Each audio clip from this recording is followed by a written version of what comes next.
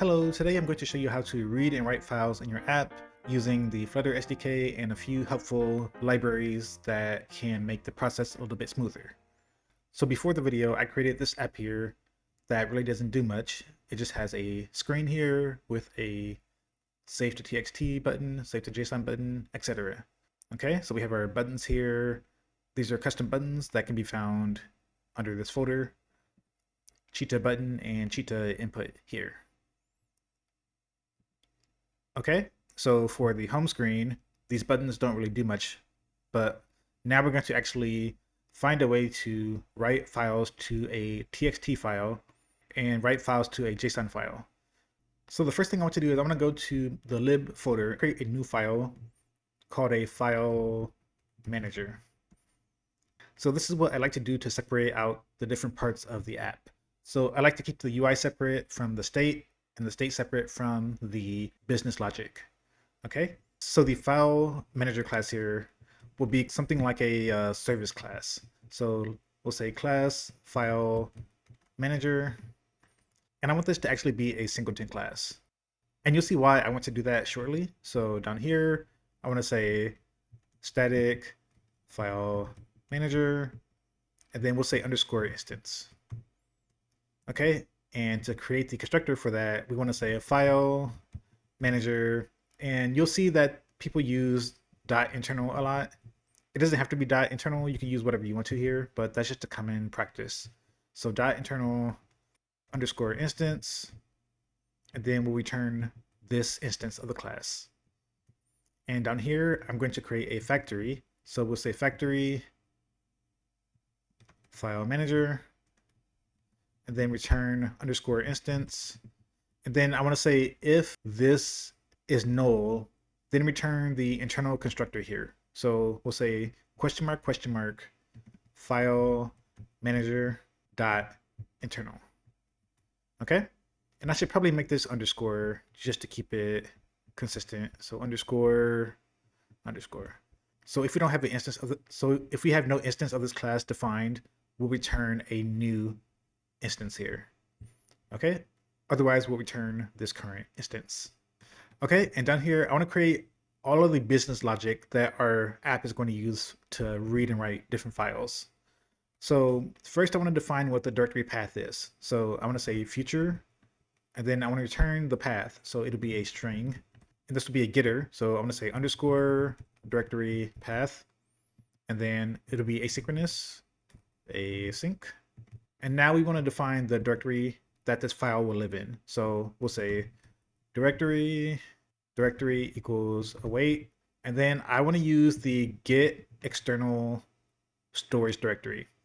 As you can see, there's many different options, but this one is specific to your application. So once your app is removed from the phone, all the data that you put inside of here will be deleted, which is normally what you want. Okay, so we'll do that, and then we want to import the IO here. So I think it's Dart IO. Yep. And down here, I want to say return directory dot path, and this will return the path from this getter here. Okay, and down here, so first we're going to work with the TXT here. Okay, so I want to return a future, and this will be of type file, and this will be a getter. So underscore file, async again. And now I want to define the path for that file. I want to say final path equals await. And you don't have to say final here. You could say string if you want to, but so await underscore, then we get the directory path here. So underscore directory path, and then return a new file with that path. So we'll say file, and then we'll put the actual string to the path in here. So use that path variable here. So we say path, and then I want to name the file. So I'm just going to call it cheetah.txt. So if you want it to be a txt file, you want to add that extension here. Okay, so this represents the file with this location. Okay, and this name here. So whenever we create a file using this, it will write it to cheetah.txt. Okay, now to finish up the business logic, we can go down here, and now I want to create a method called read text file. So read text file. Okay, and this will be asynchronous. And now I want to create like a default value for the text if that file doesn't exist. So I'm going to display the text right here where it says cheetah coding. So I'm going to say string, and I'll call it file content. And then I'll say equals cheetah coding. Okay, so that represents this here. Now I want to create a new file. So we'll say file equals await. And then we use that file that we created up here. So we'll point to this file here. So underscore file. And now I want to check if this file exists first. So we go down here and say if. I can actually put the await in here too. So I'm going to say await.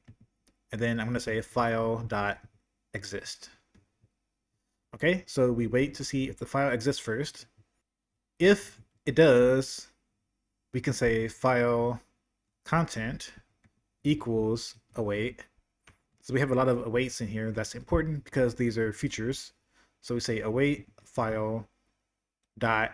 Then we have a few different options here. We have read here. So read, you have a read as string sync and read as string. We want to say read as string. And you'll probably want to wrap this in a try catch too. That's really up to you.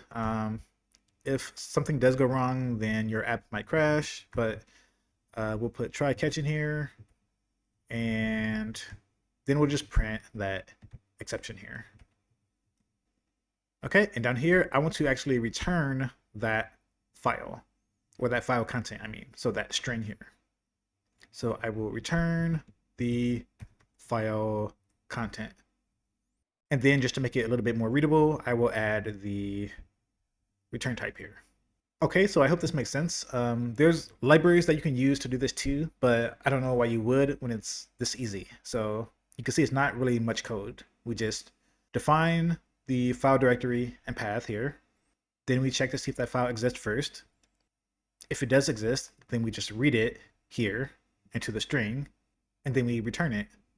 So now let's write the last function for that, and that is the write function. So we can say write text file. Okay, this will be asynchronous to async. And for this, I want to write something to the file. So I think what I want to do is I want to write the current time. So I'm going to write a formatted string time.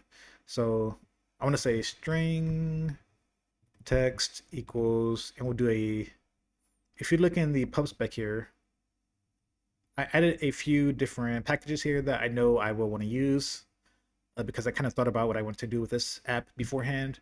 So I added the path provider package, the provider package, the international package, I think that's what that stands for, and the HTTP package. Okay, I added the intl package for that time format. So let's go back here, and I want to create a date format. So date format comes from that package. So you could look up here, we imported that intl package. Okay, so I want to format this date, and I want the format to be, I think it's hour, minutes, seconds. And then I want to say dot. So we do dot format. And then I want to get the current time now. So I just do date time now. So this is a very, very easy and clean way to get a string format of the time now. Okay, and down here, I want to create a new file like we did above. So actually, I will just copy this. And then down here, I want to write the file now. So up here, we read it as a string. Down here, I want to write it. So I will do await, and then I want to say file. Instead of read, I want to do write. So write as string, and then I just want to put that message in here, or that string in here. So we'll say text here. Okay, and actually I want to return that too. And you'll see why I want to return that in a bit. So we'll see return text, and then I'll put the return type here, and that's it. So now we have two very simple functions to read a text file and write the text file. And we have our location here in one place, so we don't need to worry about putting in the wrong path for one of these two here. Okay? So now we have our file manager service here. Now I want to read from these. So I'm going to go over here and create a new folder, and I'm going to call it controller. And inside of here, I'm going to create a new controller. So I'm using a provider. You can use whatever you want to. You can use getX, provider, block, etc. But I just want a place to have my state stored and a place to call the file manager functions. Okay, so we'll say new file. I'll call it file controller.dart. So again, I'm keeping things separate. So we have our UI, we have our state, and we have our business logic here in the file manager. Okay, class file controller extends. If you know provider, then you know how this works. We'll say change notifier. And then up here, I want to store the text that I want to show in the text field here when the file data loads. So I want to say string underscore text. Okay. And down here, I'll create a getter for that. So I'll say string get text return underscore text. Okay, and now I want to create two functions to read and write the text. So I will call the file manager from here, the singleton from here. So we'll say read text async. And then I want to set the text to the value that I get back from the read text file here. So we're reading the text file and setting it to a string here. Okay, I can say underscore text equals await file manager. It's a singleton, so we'll have the parentheses here, and then dot read text file. But we also want to notify the UI when that has been set. So down here, we'll say notify listeners. Okay, and down here, we'll have write text async, and then we'll read or write the text file. And remember that returns a string also. So up here, we'll say underscore text equals await file manager dot write text file. Okay, in a normal app, you might pass some data in here. It's the same concept. I'm just doing all of the logic inside of here. Okay, and you also might do the logic inside of here too, if you're maybe calling like an API or something like that. Okay, and don't forget the notify listeners. So we're gonna go to the main, and we need to add that controller to our main. Again, I'm assuming that you already know how to use provider or you have a general understanding of it, okay? So up here, I'm going to wrap the my app in a multi-provider, and then I'm going to add the change notifier provider. We'll do create. We're not going to use the context here, and then we'll just set it as the file controller. Okay, and we want to set this as the child. And I'm missing a couple things, so we need to wrap brackets, and this goes inside of here. There we go. And for this app, I'm going to keep it pretty simple. I'm going to read all of the data that we want to read from our files instead of our main here. So in the build, I'm going to say context.read of type file controller, and then I'm going to read the text. So this will make sure that every time our app loads up, we will read the text, whether it exists or not. So we'll say read text, and we will return the file content. So the file content will either be cheat decoding, or if we have a existing file, it'll be some string inside of the file here. Okay, so it'll never be null in this case. And now when we press the button, I want to call that function to write the text file. Down here, I'm going to say context.read file controller, and then we're going to write that file. So I need to import the provider. So copy this, into here. So now we can actually use that here. So we can import the file controller too. And now it's pretty simple. We can just say write text. So in a normal app, you'll probably pass in something like user input or something here, but I chose to put everything inside of the file manager to make things simpler for the video. Okay, so now we're reading and writing our file. So if we load the text in the file, I want to show that here. Okay, so up here, instead of our text here, instead of cheetah coding, I want to use our context here. So I want to say context, and instead of .read, I want to say .select. So .select will let us listen for the changing value of the file controller that we specify. So we'll say file controller, and then I want to listen for the controller.text. And that's it. So this text will always be either the cheetah coding text or the file text. Okay, so let's reload or restart. Okay, and you can see that we have an error here. So let's look at where the error is. File manager 16. Good to know. This does not work on iOS. This only works on Android. So I tested this on Android right before the video. So on iOS, we have to use something else. So we can use get application documents directory. Okay, so let's restart. Okay, and that works.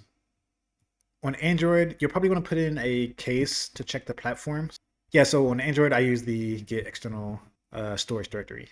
And on iOS, you want to use this. So you'll check the platform and say if platform is iOS, use this. On Android, use get external storage directory.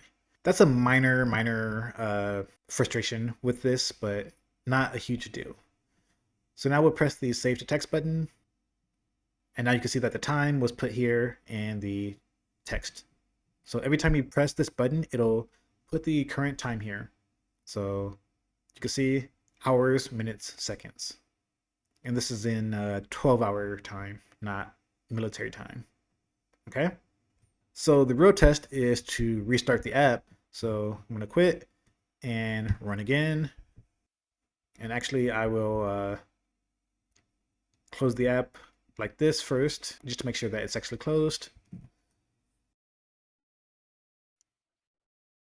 Okay, and now you can see that the time has been loaded. So the time that we saved in the file has been loaded when we restarted the app. So that proves that the text was saved to a file. And you can see this exception here too, data not equal to null. So let's put just an empty string here, like this here, okay? And that should get rid of that exception. Yep, there we go. So this is the basic procedure that I'm going to be doing for the next two steps. That'll be the JSON objects that we want to save to files and images/videos. So now I will show you how to save a JSON file. Okay, so first let's go to the file manager here, and I'm going to create a new file path. So down here, actually let's copy and paste this down here. It will be the same structure here. So we'll say underscore JSON file. And then instead of cheetah.txt, I will say cheetah.json. And that's it for the file path. So down here, I want to create functions for the JSON file. So down here, I will say read JSON file. This will be async. And this is going to be very similar to what we have up here. So I'm actually going to just copy this entire thing here. So we have our file content, file. If the file exists, then we read it as a string. The only difference is down here, instead of the file content, we want to decode the JSON file into a map. Okay? And before I continue with this part, I need to create a model that we want to save to the JSON file. So over here, let's go create a new folder. I call it model. And then I'll create a new model here. We'll say new file, user.dart. And then I'm just going to create a simple user class here. So user, we'll give it a name. So final string name, final string, and it should be a class, final string age, and final, let's do a list here. So a list of nick names. Okay, and then we'll create a constructor. So user, we'll pass in this dot name, this dot age, and this dot nicknames. So if you worked with Flutter for a while, then you probably know how to convert from a JSON object to your model and vice versa. But I will show you that real quick. So I want to convert from a JSON object to a user object. So we'll say user, and then this will be a named constructor. So we'll say user dot from JSON. It's pretty common. So we'll say map, and this will be a string dynamic, pass in the JSON here. And then I want to have name equals JSON, and we'll just get a name key. So name key, and then we'll do the age, JSON age, and then the nicknames will be JSON nicknames. Make sure these are spelled the way you want them to be spelled, nicknames. And down here, I'll create the reverse of that. So I'll say map string dynamic, and then this will be to JSON. And then I'm going to create a JSON object from our strings here, or from our fields here, I mean. So down here, we'll return this object. So we'll do name. I think this is pretty standard to do in most apps, especially if you're working with an API. So back to the file manager. So here, instead of returning the string file content, I want to return a map. And then from that map, I'm going to convert that map to the user model. Okay, so down here, we're going to say JSON, and that can be imported from the convert package. So up here, you can see we imported the convert here. This is a very, very handy tool to use. So JSON, and then we can say dot decode. So we pass in the file content here. So be careful about doing that. You have to make sure that this is a carefully formatted JSON string, or else it won't be converted into the model that you want it to be converted into. So once again, this is the only difference between the read JSON file function and the read text file function. Oh yeah, and I forgot to actually use the write file. So I'm using the text file, which would point to the txt, but I want to point to the .json file. So copy this and put it into here. So these two things are the only difference. Yeah, don't forget to point to the right path here. Okay, so now I want to write the JSON file. Okay, and down here I want to say write JSON file. Async. You can see a pattern here too. I'm just going to create a random user here. Normally this would come from a API or maybe a database or something. So, but for this video, we're just going to say final user, let's import the user, equals user. And then I'm just going to pass in some random data. Actually, I'll pass in my name and age. So we'll say Julian, and then pass in my age, 36, and then pass in some nicknames. So I've had a few different nicknames. Here they are. So one is Jules, there's Juice, and there's like J. Could be the letter J. Okay, so we have our user. And now I want to get the JSON file, so we can copy this from up here. And now I want to write it as a string. So as we did up here, I can copy this, put it into here. And instead of the text here, now I want to encode the JSON file. So up here, we decoded it to get it into a map. Now I want to encode it. So we say JSON dot encode, and then you pass in the object. So this encodes it as a JSON string. So encode user, and that's it. So now I want to return the user here. And we can add the return values up here too. So we can say return type, and up here, return type. Okay, so now we can go up the chain, and this is giving me an error. This should be a int here, int. Okay, so now we can go back up the chain to the controller, and now I want to store our user object inside of this controller. So we could say user underscore user, and now I want to create a getter for that. So we can say user get user return underscore user. Okay, so you can see a pattern here too. So import, and now I want to create a read and write method for our user. So we can say read user. These are all async.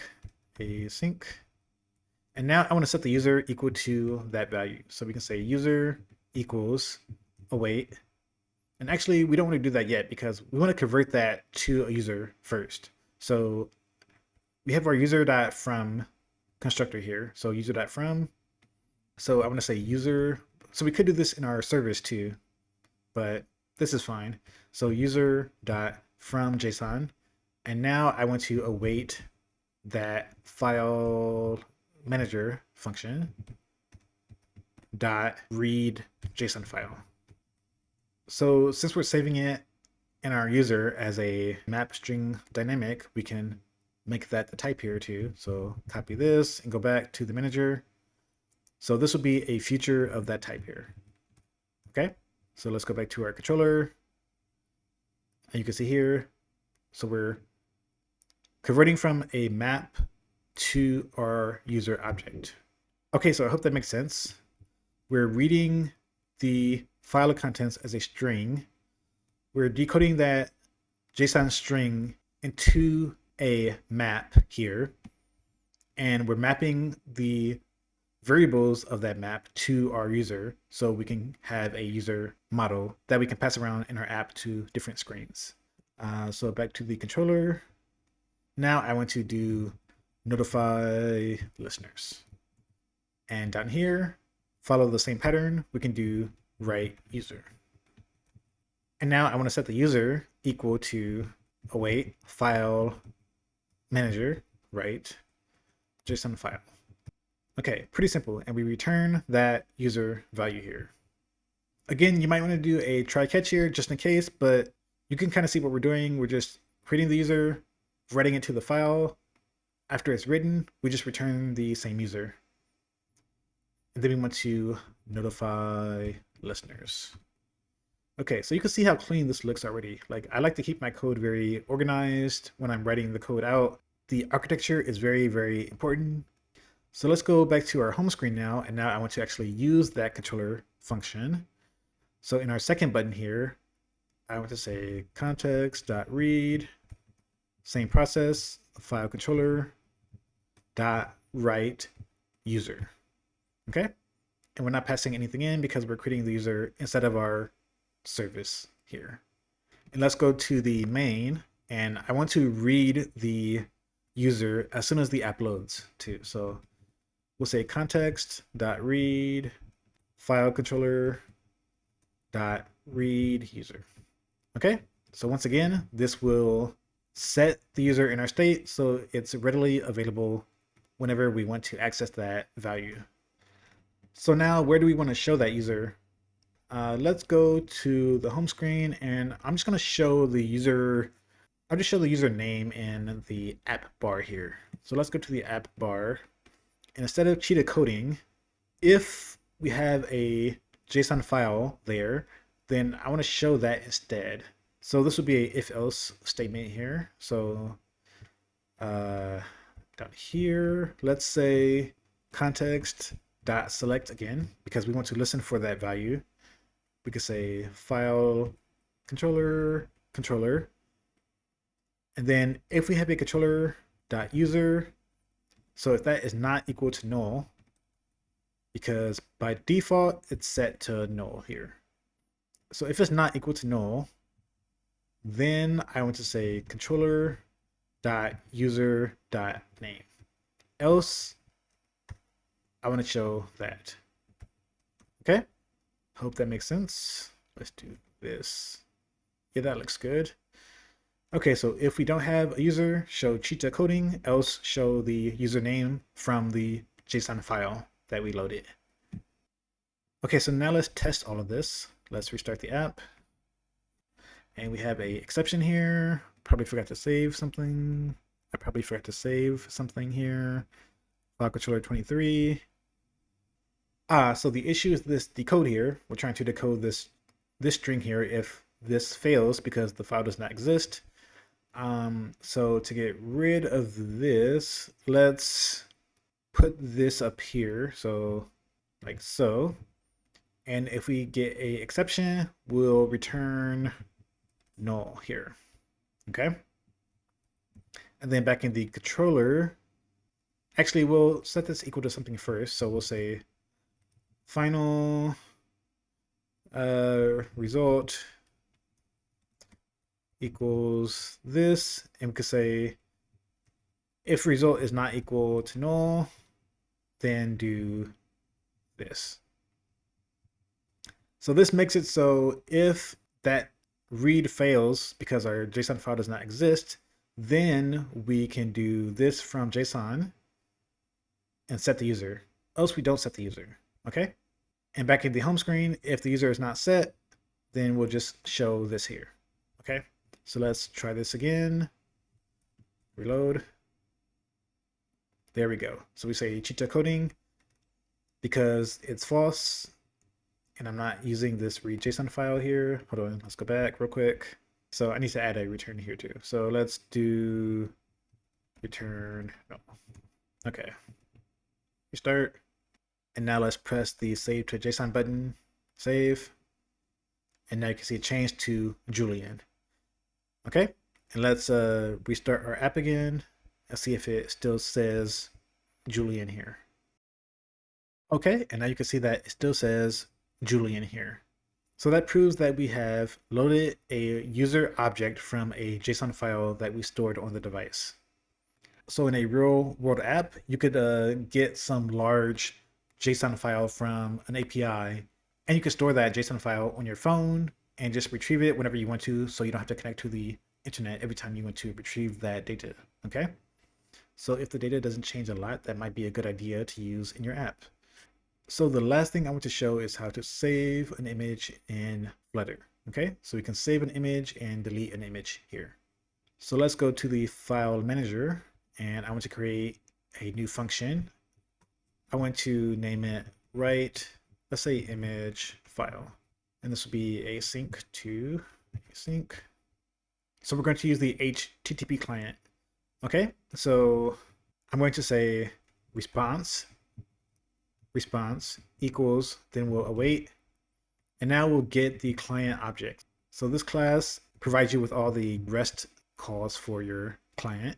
So we'll say client.get, and now we can pass in the URL here. So I already have a URL that I saved that I want to get. I'm going to paste that into here and get rid of these. And this won't work because it says that it needs a URI. So you have to wrap this in a URI. So you could say URI, and then we parse that. So we say parse. So we parse that string into a URI so we can retrieve it from the internet. Okay, put that down here. Okay, and now comes the tricky part with saving images to a file. So when writing an image, it's best to use a object called uint8list. So that gives you a byte list for an image or whatever you're trying to save to storage. Down here, I want to say uint8. There's other ones too, but uint8list is the most common one. So uint8list. And then I want to say bytes equals response dot. Then you want to say body bytes. So that returns a uint8 list. Okay, so this represents the byte list of the image. And down here, now we'll have the same things that we had up above. We'll have the file. So we have file, and then let's call this one. I need to create a new location too. So up here, we have the text file, the JSON file path. Now we want to create one for the image. So this will be future file, get, and then let's call this image file, async, and we'll copy in this part. And now I want to return a new file. And actually, let's copy this too. And instead of that, we'll just call this one cheetah underscore image. And you could put .png or GIF or whatever. I usually leave it off if I'm saving it to storage. If you're trying to open it in a different app or from your file storage, like a file app, then you won't be able to open it if it's not like a proper image extension. Okay. So we have our return image file here. So down here, this will be underscore image file. And now we want to write the bytes to that file. So down here, we can say await file dot write. And instead of as string, we do write as bytes. So that takes in a list of bytes, which is exactly what we have here. So we can say write as bytes and pass in the bytes here. So pass in the bytes. And then for this, actually, I want to print this out just so I can show you what it looks like. So print out the file.path, and we can also print out the bytes too. So let's do print bytes. And then I want to return the bytes. So we'll return the bytes here. Okay, and then we can add the return type. And while we're here, I'm going to add the read part also. So now we have read image file.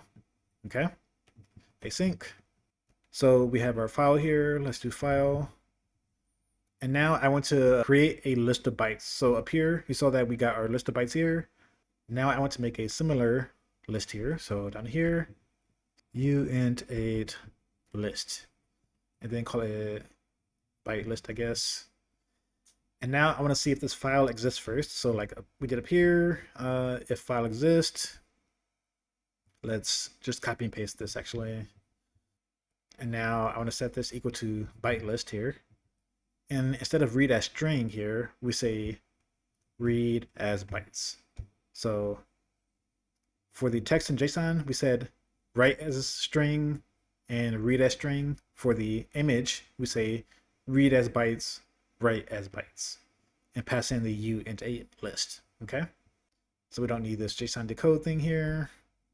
Okay, and that's all for that, but we want to return the byte list too. So down here, let's return byte list and add the return type here. Okay, so I know a lot of this video was like just putting stuff in different places, but you can see how organized all this stuff is. We have all the file paths here in a nice little structure here.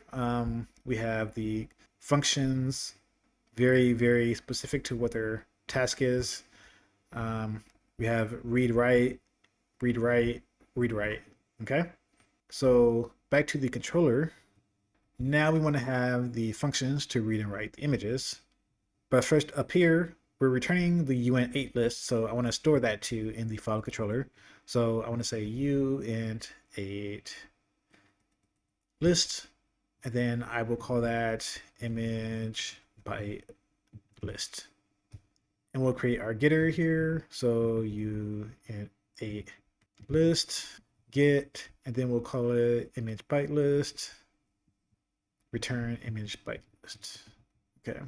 And now we create the functions. So down here, I'm going to say read image async, and now we'll set the image byte list to that function to read the image bytes. So we'll say equals await file manager dot read image file, and then we can say notify listeners. Okay, and now I want to write the image. So down here we can say write image sync. Very similar pattern here. Equals await file manager dot write image file and notify listeners. Okay, and before I test this, I might as well work on the fourth button 2 because it's related to the image. Let's go to the file manager, and down here, I'm going to call a function called delete image. This one won't have a return type because I don't need to return anything. Then I can say async, and then up here, get the image file. And this one is going to be very simple. I'm going to check to see if it exists first. So this one, if it does exist, I'm going to call file.delete. And that's it. And we can do an await here too. Okay, and that's all I'm going to do for this entire function here. Okay, so back here, I'm going to create a new function called delete image sync. And then down here, I'm going to delete the image and then set the image byte list to null. Okay, I'm going to call file manager dot delete image. And then after this is done, I'm going to set this to null and do a notify listeners. So what I want to do with the image is I want to set the new image to this logo here. So if we have an image stored in the location that I set, then I want to show that here. If not, I'm going to show the same cheetah coding logo here. If we don't have one set, I'm going to show the same cheetah coding logo here. Okay? And then when I delete the image, I want to set that back to the cheetah coding logo. Okay, so back to the home screen. In the third button, I want to set this to write the image. Okay, so down here, I want to say context dot read file controller, and then we can do write image. Okay, and now let's go back up here to the image asset. So I only want to show this image asset if that image byte list is set to null. Okay, so I want to do a context.select again. So context.select. Okay, so let's do file controller, and then I want to say if controller.image byte list is not equal to null, then I want to show the image. So doing that is different than this asset. So in that case, we don't say image.asset, we say image.memory, because you see here, this takes in a uint8 list. And that's what we are storing in our controller. So we say image.memory, and we pass in that byte list. So we say controller.image byte list, and then we can set the height like we do down here too. So height 160, 160. So if that is not set, then we show our logo here. Okay, so this is a good way to see how you can store or how you can load images from different places based on a state variable. So down here, we also need to create the delete function here too. So we say context.read file controller .delete image. And that's it. So now we can go through all this and test it. So let's reload. So now let's try to save the file. So let's press save file. See, and now you can see we have our Pikachu here. In the log file, you can see here we have a giant array, and this is our byte list. So you can store a image as a byte list, or you can store like a video as a byte list, etc. So let's go back to the manager. And yeah, this is our print line here. And the file path is this here. Okay. So this is the, on iOS, that is the application documents directory. Okay. So again, you could put .png if you want to. We want to load the image first. So let's do context.read file controller. And then we want to say read image. Okay. Now let's restart. And now you can see our images here. Okay. So this is how you save a image to your local storage on the phone and load it when the app loads up. So one final test, let's test the delete image. So let's press delete. And now you can see it went back to the logo because this is now null. So now it goes to this instead. And if we do a hot restart, you can see that that image is no longer there. So that's all I wanted to show for this video. This was a lot to go over, but I hope the way that I wrote the code helps you understand it a little bit better than just looking at the documentation. Using the controller is a great way to store the actual state of your file data. And all of these are structured in a way that is easy to read and easy to edit if you want to edit these. So I will upload this entire code base on the GitHub repo. The link for that will be in the description, okay? Stay tuned for the next one and happy coding. Bye.